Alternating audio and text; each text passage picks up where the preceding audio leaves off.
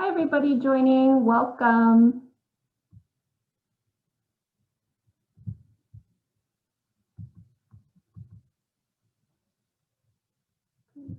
Awesome. Well, I think we have 30 people here, so we're going to go ahead and get started. Thank you, everybody, for joining today.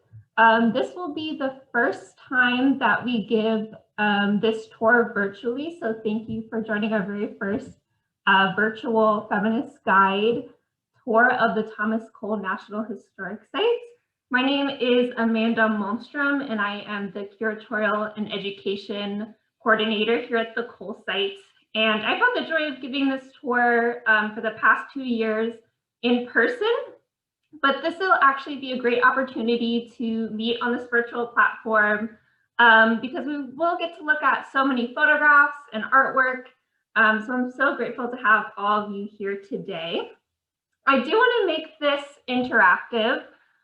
So there are a few controls that you can use throughout the webinar. There is at the bottom of your screen, the chat function. So if you have questions throughout the tour, at the end, you'll have more time to answer questions, but feel free to type your comments. I'll sometimes ask you questions, so feel free to comment in that chat bar as well.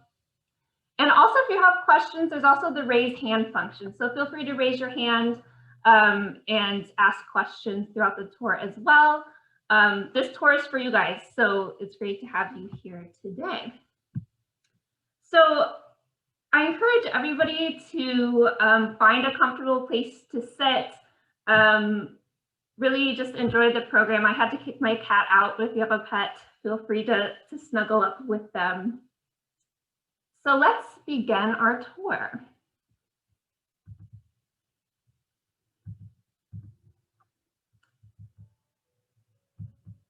So if we were meeting today in person, we would be here standing on the front porch of the main house of the Cole site. And luckily today we have sped forward and it is fully spring. Our trees are in bloom. So this is actually the perfect time to visit the Cole site. And I also want to acknowledge with gratitude that the Thomas Cole site is on the ancestral lands of the Mohegan, Mohawk, Lenape, Haudenosaunee, and other Algonquin-speaking Indigenous peoples. We pay honor and respect to their ancestors, past and present, as we commit to building a more inclusive and equitable space for all. So while I wish we were all gathering on this really beautiful spot of our site, the same view that Cole had from 1836 to 1848 is here. This is really kind of a great place. We can also look at Cole's paintings. So Thomas Cole is considered the founder of the first major American art movement, now sometimes referred to as the Hudson River School. And this was a network of artists who drew inspiration from the beauty of the American landscape, capturing it with oil paints on canvas. So now I'm going to ask you guys to use the chat function. And I want you to go ahead and comment the names of any Hudson River School artists that you know. And I know we have some scholars and other Hudson River School Museum workers on this call. So if that's the case, comment your favorite Hudson River School painter.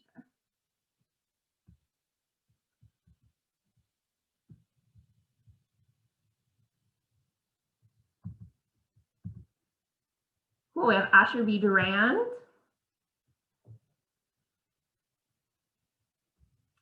Frederick Church, yes, spelled maybe right. Jasper Cropsey, Sanford Gifford, yes, all great ones. Thomas Moran Cole, yes. There's a lot of them. I know we're missing some. Albert Bierstadt, yes. Yeah, it's really was like a kind of an informal, amoeba-like group of artists who are friends with each other, drew inspiration from each other. Is there anyone else? Martin Johnson Heed, yes, we're going to have some of his paintings on view at our site this summer.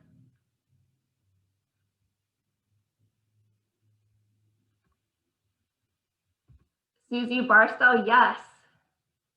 Great. 2 Susie Barstows.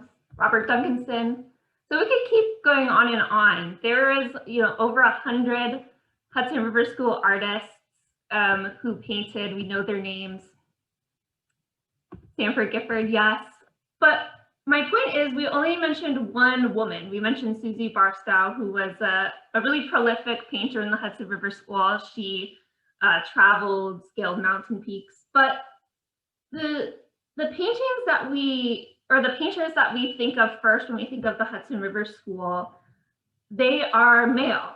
So today we're going to kind of talk about why that is, and we're going to bring a feminist perspective to the seemingly male-dominated aspect of American art history. So let's dive into our site, and we have this painting currently on loan to our site, hanging on our lovely red walls. But here is Thomas Cole's Catskill Mountain House, painted from 1845 to 47. And in this painting, we see a figure here, maybe Thomas Cole, an artist sketching the Catskill Mountain House here, which was this grand hotel that attracted a lot of tourists to the Catskill Mountains. Here we have the same scene, but this is not by Cole, this is by Sarah Cole, his sister, who was 4 years younger and who was also a painter in the Hudson River School. So this painting is on view about 30 miles north of us at Albany. But here we kind of see evidence of Sarah's creative process. So why do we have a copy of a Thomas Cole painting? Well, that was really common practice at the time to copy other works, other masterpieces, to kind of hone your skills, to practice. And I've been at museums and sketched paintings, and it is not easy. So really going back and forth and looking at this Cole painting and this Sarah Cole painting, it's really remarkable how spot on she gets her painting, a copy after Thomas Cole. However, because these copies of Sarah's exist, there are a lot of scholarship that talk about Sarah Cole as a copyist or sister of Thomas Cole who copied his paintings. And really, she was an artist in her own right, and we have some of her original works. Here are two paintings that are in our collection. They are smaller, but they're both of England. So these are English landscape scenes. And this one on the left, this is actually of Dewfield Church, which was the church where Sarah Cole and Thomas Cole's parents were married in England. So these paintings are these very intimate, personal paintings that would have had some sort of value to Sarah on a personal level. But Sarah did also paint landscapes that are more indicative of the style of the Hudson River School. These really sweeping landscapes, these kind of sublime vistas. And here we see two European scenes. And Sarah lived primarily with her parents in New York City, but she would often come up to Catskill, visit her brother. They would go on hiking trips through Catskill Cove, through the wooded hills of Catskill. And she never traveled back to Europe, whereas her brother did 2 times. So the two, as kind of artists who confided in each other, Sarah likely heard about her brother's travels in Europe, which probably informed these paintings we see of Ancient Column near Syracuse and in this painting of Mount Etna. But Thomas Cole and Sarah Cole they truly confided in each other. They sought out each other for support. And we have the letters that the two exchanged. And in 1837, Sarah writes this to her brother. I have again been painting on my own, and I find it rather a difficult piece of business. And I very often stand in need of a word from you. And then Sarah also served as a mentor to her brother, and she writes in a letter in 1836. And if you were at Nancy Siegel's talk a few weeks ago, she read this quote, which I think bears repeating. In a little while, you will find that the art will return to you, and you will return to the art with renewed pleasure. The lights and shadows of this life are like the lights and shadows of your own pictures. The one makes the other more beautiful. And although we have had many troubles, we have not found this life all shadows. I really think your fears of losing your art are groundless. So I just think that's such a lovely quote and illustrates that Thomas Cole did seek Sarah for kind of support in his artistic endeavors. So in addition to being a painter, Sarah Cole was also a printmaker.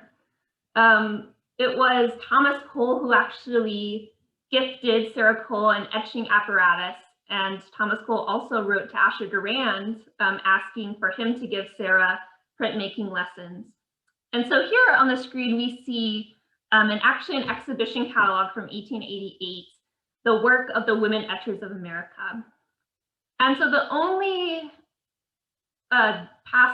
artist who had passed away included in this catalog was Sarah Cole, and we can see her here on page 8. But we don't even get the name Sarah. She's referred to as Cole, Miss, deceased sister of the late Thomas Cole. So here we have Sarah recognized, but not with her name, but with kind of a connection to Thomas Cole. And unfortunately, none of her etchings survive, or we don't know where they are yet. But there is this pen and ink drawing in the Archives of American Art here on the left by Sarah Cole. There's a really, really tiny signature by her on the bottom right here. So this is likely probably the style of her etchings, and hopefully one day we'll be able to find out where those are. But printmaking at the time was kind of considered a more ladylike profession. It was less messy than oil paints. But I think the printmaking endeavor of Sarah Cole illustrates that maybe she was more respected or recognized for her printmaking. Maybe it was considered more ladylike, but she also was a painter. She was painting and making her own compositions in really the earliest years of the Hudson River School. So kind of what does Sarah Cole's life and work tell us? So as one of the earliest painters in the Hudson River School, Sarah Cole tells us that women were pursuing a painting profession. And so although, the most prestigious art academies did not admit women, the ideal professional artist was really firmly male, white, and of a certain class. And so women faced these kind of very real restrictions, but they also faced sexism in trying to pursue painting. So Worthington Whitridge, which is the other Hudson River School artist, nobody mentioned him, but this is a quote from him. He claimed that women's large skirts got in the way of climbing, and he said, quote, "Women do not know how to stick an umbrella into the ground."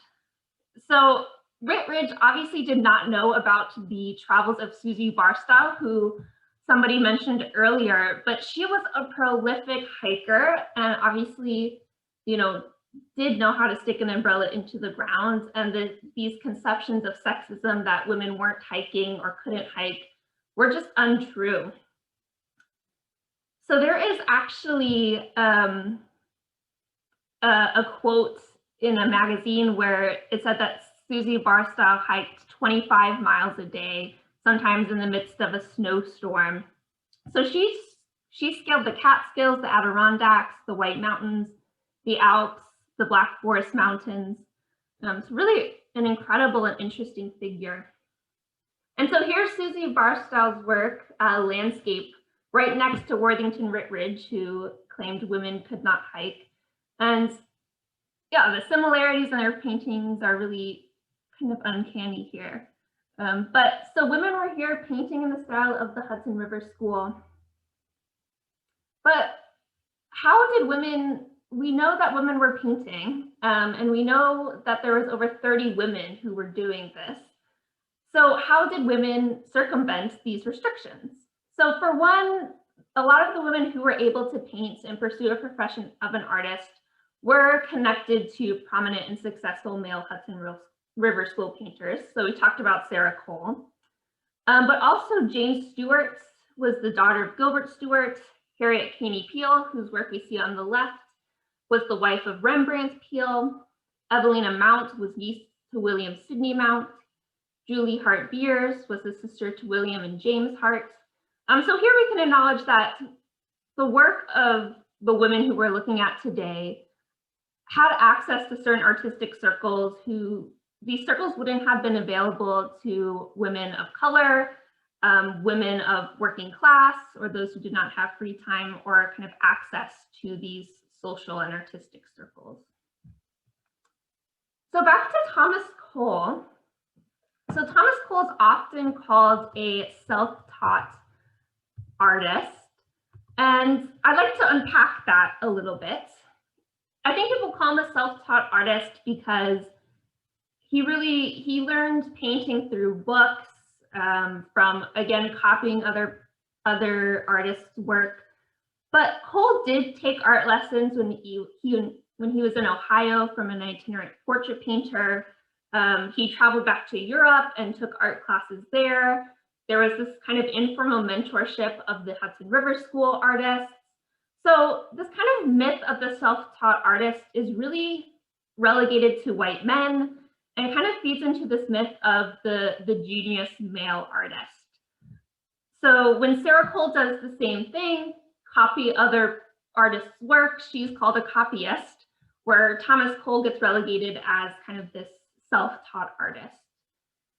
So really, Thomas Cole, there were people supporting him. There were the people who were his teachers. There were the people who maintained the house that he painted work in.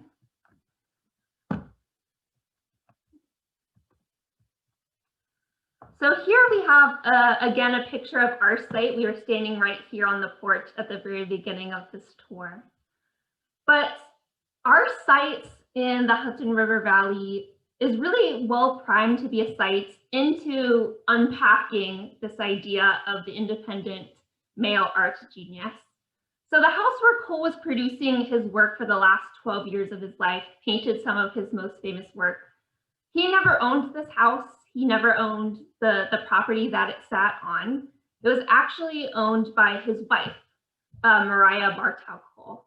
So of course we call this the Thomas Cole National Historic Site. The famous painter lived here and worked here and produced here. But it's a house that, you know, his name was never on any of the deeds or any of the business transactions. So this was a really full household. You can kind of get a sense of that from this picture. 11 to 14 people lived in this house at any one time. And if any of you have visited our site in person, you know that's a lot of people for the size of the house.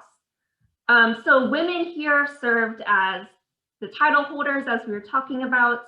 They stewarded the property. They served as workers at the site, and also artists. So I'm going to spend a little bit of time and talk about these women because I think their lives and work are important to share. So here's where it starts with Maria Cole. So she married Thomas Cole in 1836, but was actually born in Canada in 1812.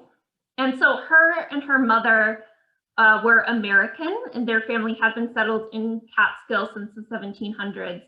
But they were actually living in Canada because her father was avoiding debtor's prison here in the United States. But when he passes away, when Maria is young, the entire family moves back to Catskill and begins to live with Maria's uncle, John Alexander Thompson, in the house that we now call the Thomas Cole National Historic Site. So by the time Thomas Cole came to Catskill for the first time in 1825, he starts to rent a cottage next door to the main house. And that is how he meets Maria Bartow. So the two meet and get engaged. And Thomas Cole actually writes to his sister Sarah a few months before the wedding and expresses his doubts about the marriage. And this is what Sarah Cole responds. "Nothing would give me greater pleasure than your union with her. I know she has, like other people, her peculiarities, but who is free from them? I have often said that I do not know anyone that I should like for a sister-in-law other than Maria. I think she would make you very comfortable." So I don't know what Maria's peculiarities were, but Thomas Cole obviously trusted Sarah Cole because he goes through with the marriage, and the two marry on November 22nd, 1836. So upon marriage, Cole moves into the house, and here is a picture of our west parlor. So Cole, as kind of the resident artist of the home, of his wife's family home, gets to exhibit his work here. So here we have reproduction paintings in the west parlor to recreate what these rooms would have looked like when Cole was living here. So potential patrons being welcomed into the house would have seen Cole's paintings on the wall. So really through marriage and through Maria, Cole gets the space to exhibit his paintings, gets the space to produce. And this property was a 100-acre farm. So Cole didn't have to, labor. He had the free time to paint, and that is where his time and labor went into. And Maria also served as kind of a support for Thomas Cole. She would join him in his studio and read aloud, commented on his paintings as he worked. And when the two were apart, when Thomas Cole was traveling for business in the New England area or abroad, they would exchange letters. And these letters are really special because we get a sense of what their relationship was like. And I love, there's so many great quotes in here. This is what Thomas writes to Maria. I was dreaming about you last night. So you see, if I cannot enjoy your company in the daytime, I take advantage of my sleeping hours. So it's kind of these very kind of sentimental exchanges of words, but they also talk about politics and current affairs. Maria writes to Thomas in 1842 and says, "This do-nothing government is in such a state, I fear you will be disappointed when you return. There is scarcely anything to be heard of but want of money and 2 hard times to get it." So that sounds very contemporary. Sounds like it could come out of a contemporary newspaper, but the two were paying attention to what was going on around them, and were talking about it in their letters. So really kind of these letters are really, really fascinating. So Thomas Cole passed away unexpectedly in 1848. He contracted pleurisy or congestion of the lungs and passed away at the age of 47. So Maria was widowed at the age of 35 and continued to live at Cedar Grove for 36 years. All the photographs we have, she's wearing her widow's black. And she played an instrumental role in being really the first person at our site to be preserving and interpreting the life of Thomas Cole, her late husband. So she actually kept the new studio as Cole left it and invited other artists to visit. So this is our old studio, but today we have it set up what I like to think of maybe how these pilgrims, these artist pilgrims who came to the site were invited by Maria, what they would have experienced when they came to the site. So Jasper Francis Cropsey, which one of you mentioned at the very beginning, he visited this site, came into Cole's studio, and he writes in his journal about his experience. And he says, and I quote, "It seems as if Mr. Cole would be in a few minutes, for everything remains as when he last left painting." So I kind of get the chills every time I read that, because, I think that's the feeling I get when I walk into our spaces today. I walk into the studio, it feels as if Cole has just been in there. You see his pigments, you see his paintings, and today it is a pilgrimage site as well. So it really is thanks to Maria that, this site upon Cole's death became a place where artists gathered, where artists wanted to visit. So kind of the next generation of Cole family members continues with Maria and Thomas's 4 children. And this is a painting of the property by Charles Herbert Moore in 1868. So 20 years after Cole's passing, artists are still coming to Catskill and visiting this site. And Moore rented a studio from the Cole family in the 60s. But here on the porch, we see 2 women, and these are likely Emily Cole and Mary Cole, who are the 2 daughters of Thomas and Maria. But Emily was the only person, or only one of the 4 children, to kind of have an interest and a passion for painting, and would go on to have a career as an artist. So she was only 5 years old when her father passed away, but Thomas Cole would endearingly call Emily Cole Miss Periwinkle. And in the early diaries of Maria Cole, she writes in her diary about Emily, "To us all, she is very engaging. When she was 8 months old, she could distinguish pictures, and now they fix her attention sooner than anyone else." So even as an 8-month-old baby, these quotes and these remains in the primary documents that we have about Emily Cole seem to point to her future career as an artist. So at the Thomas Cole National Historic Site, we have over 100 pieces of work from Emily Cole, including over 60 works on paper, which I have a small selection here. And really, I could look at this slide all day. These are local flora from the area. Some of you might have these in your gardens, but in early June, the peonies bloom at our site in Catskill, also irises. There's some really endearing strawberries, a sunflower. So botanical painting really emerged as a distinct genre in the mid-19th century, as scientists and artists were increasingly influenced by European still life traditions and scientific discoveries. So these works are not scientific, yet they're extremely accurate. We've had scientists visit our site just as visitors, and they've named the scientific genus and species of the flowers that Emily paints. So the accuracy of this work, of these flowers, really mattered to Emily, and it was also considered kind of an appropriate genre of painting for women.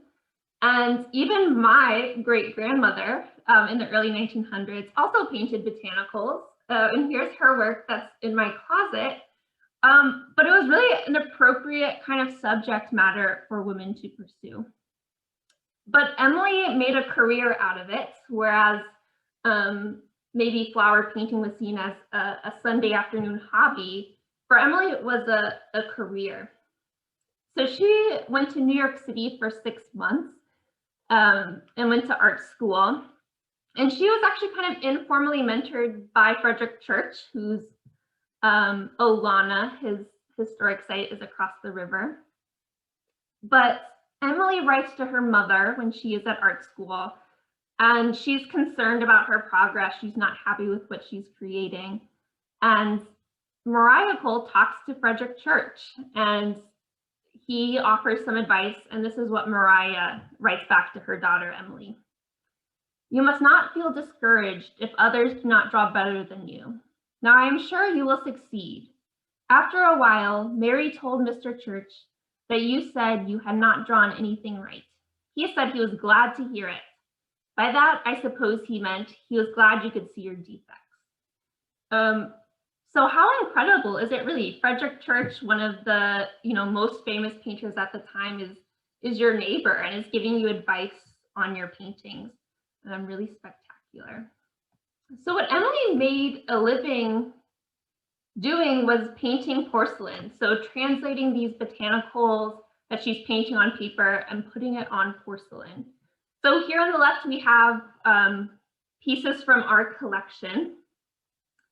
So she sold her work locally in Catskill, and she also sold her work in New York City, and became a founding member of the New York Society of Ceramic Arts in 1868. And here we have an exhibition that was put on by that ceramic society. Very different from current exhibition practice. But through ongoing research, we're also beginning to discover that Emily used her father's new studio as her studio. And we found that out from a local newspaper, an exhibition review of hers. And this is what this reviewer says. "Miss Cole has made for herself a reputation in China painting and has been a very successful artist in that line. Her work is highly prized and much sought after. She sits like a fair enchantress in her father's studio and involves the most delicate and exquisite designs, which to the uninitiated seem like magic. Her technique is admirable, and her careful studies from nature leave nothing to be desired in the way of truth.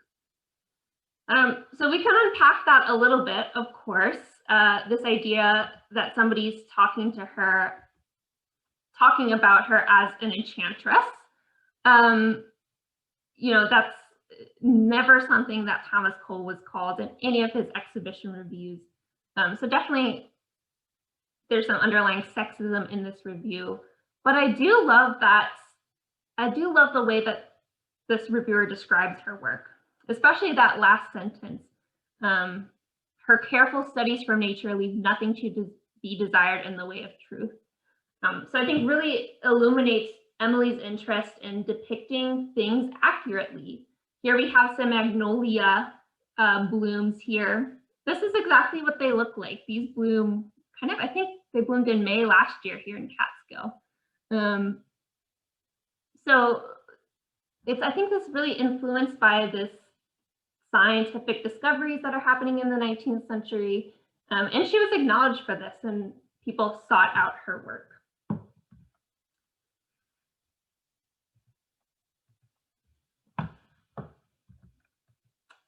So Emily Cole lived until she was 70 and lived at the Cedar Grove property for her entire life and was a lifelong artist. She was painting up until her death. And this is her obituary, which was in a Catskill newspaper. Miss Emily Cole, Catskill China painter.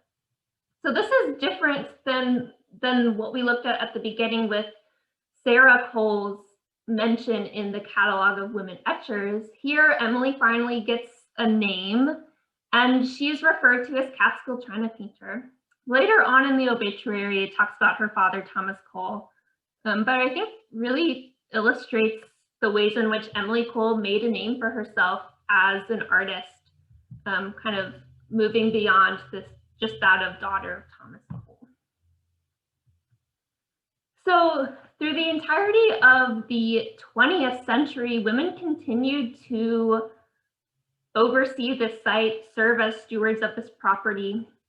So Florence Vincent Cole, who was the niece of Emily Cole, she was the next person to kind of oversee this property. She donated a lot of papers into museum archives, and she actually held a auction at the site in the 1960s, which objects left the site, but helped to maintain the family and allow them to keep overseeing the house. And here is Edith Cole Silverstein, who took over the house in 1961. And it was her mission to turn this site into a museum. So here we have a newspaper article. And she worked tirelessly trying to lobby to the state for this to become a state historic site. Was unsuccessful. The state did not take this on. And in this article, there's a really kind of heartbreaking quote from her. And she says, "We want to sell the house. We hope someone will preserve it into a museum.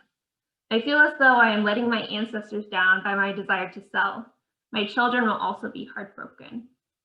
So here again, here's another descendant of Cole caring deeply about the site, wanting it to be a place for artists and people and visitors to come and visit.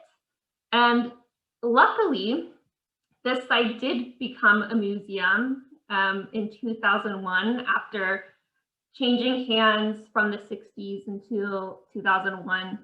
And she was here at the opening. So really lovely to have her here. And this is the 20th anniversary of this opening day. So here's Edith with our current director, Betsy Jacks. So from even before Thomas Cole came and started living here, it was women who were living here, taking care of the house. And even today in 2021, the work of these women are seen in the fact that today this is a museum. You can walk into Thomas Cole's studio.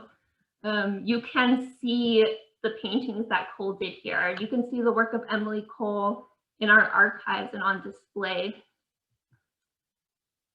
So I kind of want to pose a question for you guys, so I can stop talking for a bit, of why you guys signed up for this event. Why is this information important? Why is it important that we tell the stories of these women? Why is it important to talk about the people who supported Thomas Cole and the people who lived lives and created art on their own? So feel free to use the chat, or if you want to raise your hand, I can also call on you.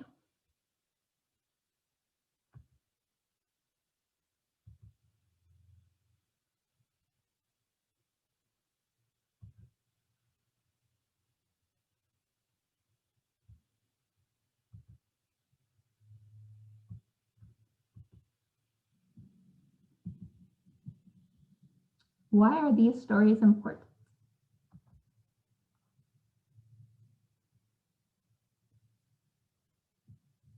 History, someone says, history is everyone's stories, not one story. Great, I love that. If it weren't for the women, none of us would be here.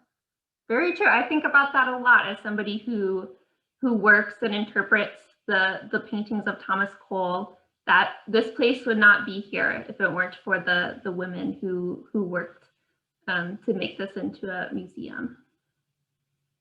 It is important not to be forgotten and left out of the overall history. Yeah.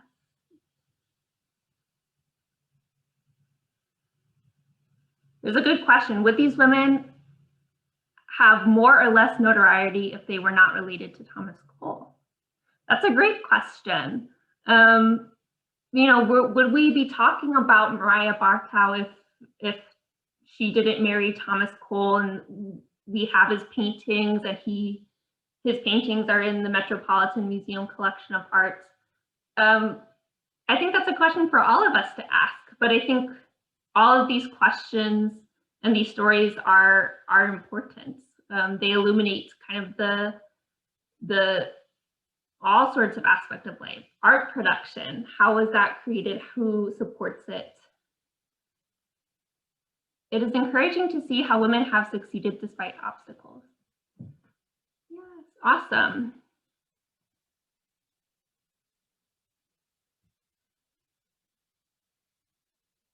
Pamela says, it's been my observation that it is very often the women of a family who keep the boxes of letters, the heirlooms, the property of most families, and especially that of notable people.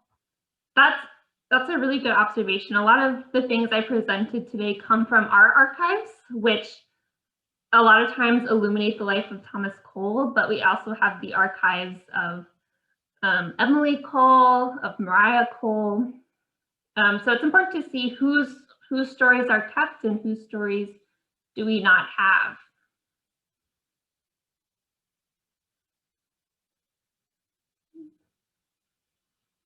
Somebody says, as an artist, I hope I'm not forgotten. Also, living in the Hudson Valley is a very special opportunity. It is a world-class natural studio. To this day, I'm so pleased to learn about women and their art and support of the arts now and then. Yes, women served as artists. They served as supporters of the arts. Yeah, the story of the Hudson River School, even though at the beginning we were naming all these male artists, they wouldn't be producing without the work of women, without low class and working class people supporting the houses that they're living in. So I think it's important to talk about all of that. And each artist will have their own story. Today we just talked about Thomas Cole's, but all of these stories are important. They are role models, and we can get the complete picture of an artist. Great. Well, thank you guys so much. These responses are just amazing, and I like to hear, not just for me, of like why these stories are important. Does anybody have any additional questions for me? Anything about the information we looked at today, or the photographs, or the artwork?